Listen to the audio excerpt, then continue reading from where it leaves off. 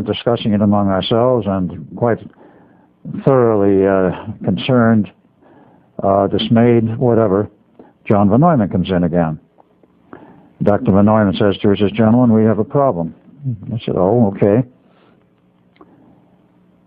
The ship, the Eldridge, locked up with experiments we're doing here at Montauk. And so the equipment is very similar, though it's more high-powered here.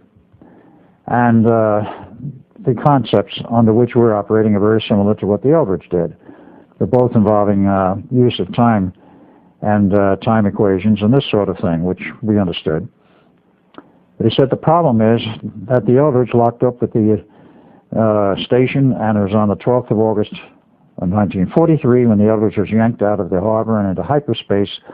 We know it's there. The hyperspace bubble, which is considered artificial, actually is being fed by the generators aboard the Eldridge and is growing.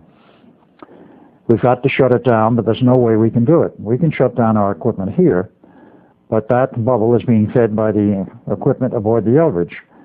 And unless the fuel runs out before we estimate about 30 days, or equipment breaks down, this thing can keep running for 30 days, and that bubble will grow, and we don't know how big it may get. He said, theoretically, it could engulf the Earth. We can't have this happen. You have to go back there and shut the equipment down. And I looked at John, and I says, "Are you trying to tell us that we're going to go back to the Eldridge and we don't even know how we got here in the first place?" And he says, "There is no problem, gentlemen." He says, "Here at Montauk, we have complete control over space and time. We can send you anywhere as we want at any time we want." That, of course, is referring to the functions of the Montauk Project, which I'll get into later.